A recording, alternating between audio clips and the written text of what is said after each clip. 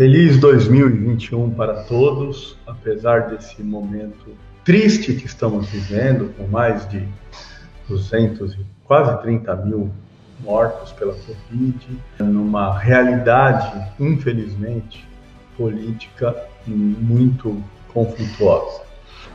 Estamos recomeçando as atividades de lives e de vídeos do IGEP no ano de 2021, e a intenção é já estar fazendo o anúncio, com muita alegria, do nosso 6º Congresso Jungiano do IGEP, que acontecerá dia 7, 8 e 9 de junho, segunda, terça e quarta, como sempre, uma média de 12, 13 palestras por dia, palestras de 1 hora, então nós vamos ter lá uma média de 36 palestras, mais ou menos, e o 6º Congresso Jungiano do IGEP terá como um tema algo que eu acho extremamente importante, extremamente atual e necessário, né, que é a cosmovisão na teoria e práticas junguianas. Ou seja, a gente vai falar sobre a questão da cosmovisão na psicologia analítica, na prática da psicologia analítica, tanto na clínica quanto no mundo organizacional,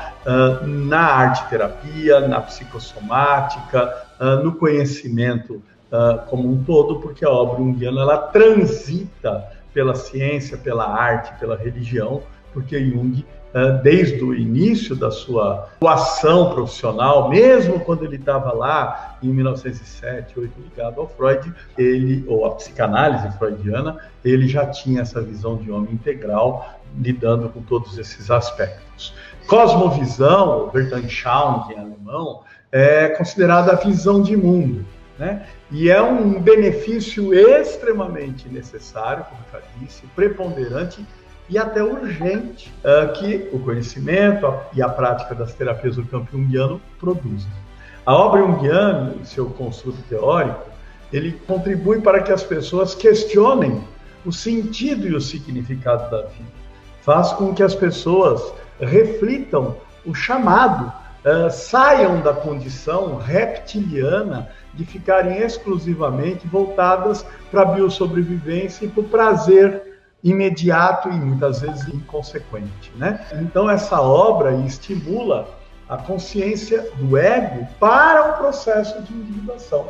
Individuação é um processo do ego e que é a grande meta da teoria junguiana, já que Jung entende que o sentido de vida tem uma teleologia, tem uma lógica distante, fazendo com que o espírito da época, que é o que nós estamos vivendo agora, dentro desse momento nefasto de negar democracias, de buscar um neoliberalismo que gera cada vez mais desigualdade e iniquidades, como nós estamos vendo, e o espírito das profundezas se aproximem e estabeleçam um diálogo. E isso desperta a ética, que é o que falta demais. Eu, no início desse ano aqui, meados de janeiro, fiquei muito deprimido, tentei me afastar um pouco, porque quando eu vi lá o risco de 50 crianças prematuras morrerem por falta de oxigênio, por falta de um descuido generalizado, e os caras desviando dinheiro em Manaus, em tudo quanto é lugar, e de repente pessoas pintando extintor de incêndio na cor verde para vender como se fosse cilindro de oxigênio, sem o menor cuidado, enfermeira fingindo que está aplicando vacina para depois aplicar vacina de verdade em outra pessoa. Ou seja, o que está por trás disso? É aquilo que Nietzsche trazia, é o demasiadamente humano. Mas que humano é esse? É um humano réptil. É um humano que não tem cosmovisão, é um humano que não tem aproximação ética, é um humano que, se tem religião, é uma religião retrógrada, voltada só, né, para primeiro os meus e dane-se os outros, sem lidar com as questões de igualdade, de fraternidade e até de liberdade, né? Então, a cosmovisão é o que vai fazer esse diálogo entre o espírito das profundezas e o espírito da época, despertando a ética por meio da capacitação de que o indivíduo reconheça a existência da sombra, ou seja, os aspectos sombrios que estão em todos nós, que geralmente são projetados, fazendo uma integração criativa com esses materiais, evitando então que as projeções aconteçam.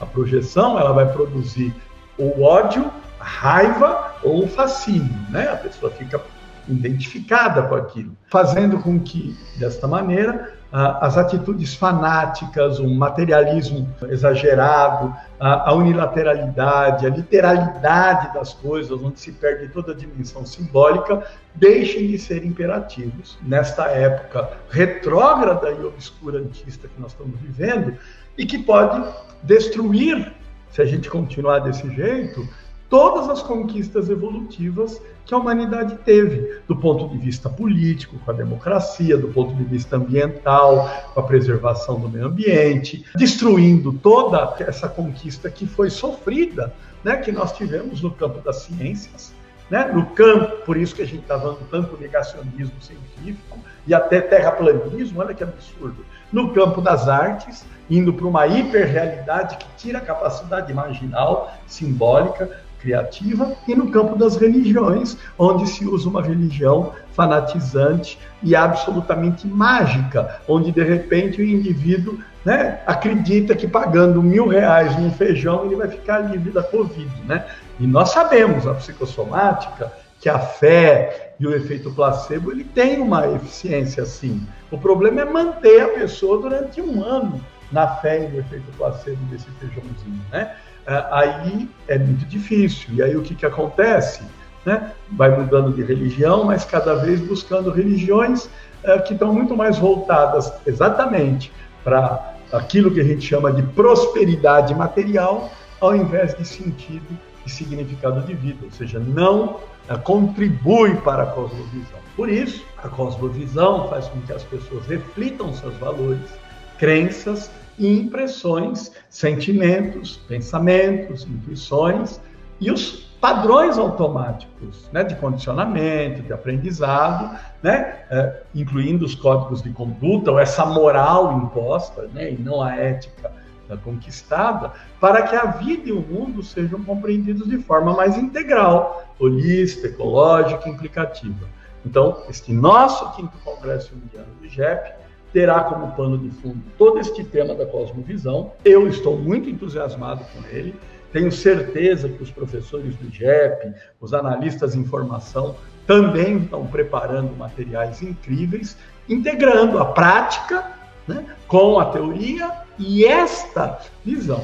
Eu queria encerrar agradecendo a audiência, né, lendo um parágrafo do Jung, que está na obra número 15, né, que é o Espírito da Arte da Ciência, no parágrafo 229. Quando eu li isso há mais de 30 anos atrás, eu fui tomado, porque eu entendi que esse é o sentido de todo profissional de ajuda, de todo ser humano que pensa na humanidade de forma evolutiva, implicativa, amorosa, lutando contra a desigualdade, contra a iniquidade, contra o egoísmo e contra a falta de liberdade, né? Então Jung diz assim: tudo quanto começa, sempre começa pequeno.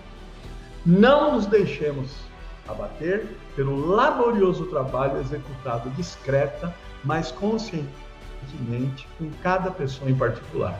Embora nos pareça que a meta que buscamos está longe demais para ser atingida, ou seja, não podemos abrir mão das utopias. E ele continua: e na medida em que estamos convencidos de que o portador de vida é um indivíduo, está no âmago de cada um de nós, que é o self, né, é imago Dei em nós, né, se conseguirmos que pelo menos uma única árvore dê fruto, ainda que 1000 outras permanecem estéreis, já teremos prestado um serviço ao sentido da vida. Ou seja, eu não preciso mobilizar grandes multidões, mas mobilizando o quanto que eu consegui de pessoas aqui no meu consultório, na sala de aula, que infelizmente agora já estamos quase um ano sem a sala de aula, né? Fazendo com que o indivíduo se desperte para essa cosmovisão, do processo de individuação, a gente já está frutificando, né? É isso aí.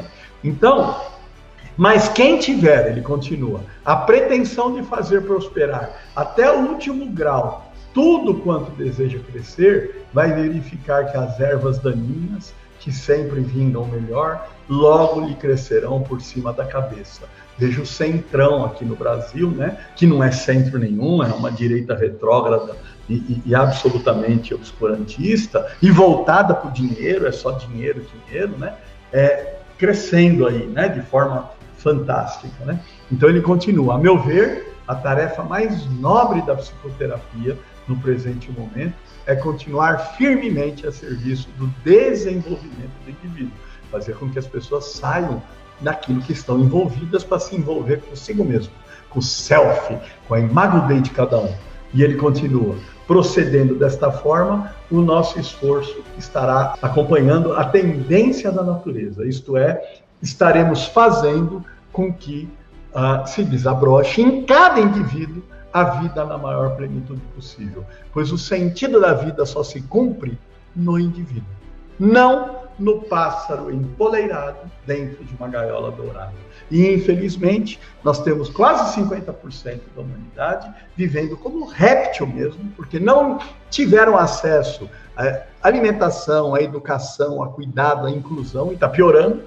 Temos uns 20% que são os pássaros empoleirados nas suas gaiolas douradas, aumentando cada vez mais as gaiolas e se achando cada vez mais, né, bem-aventurados, né, predestinados, e tem uma outra quantidade aí, uns 20, 30%, lutando, sofrendo, tentando mobilizar as pessoas, né? Tanto dos que estão lá, né, nessa grande massa que está incapaz de reflexão, quanto nesses indivíduos que estão diminuindo, mas aumentando a riqueza, né, deles, diminuindo em quantidade, aumentando em qualidade econômica, né, tentando manter esse jogo sujo de destruição. Mais uma vez eu agradeço, conto com a presença de todos e a ajuda na divulgação desse 6º Congresso, que eu tenho certeza está muito bacana. Obrigado.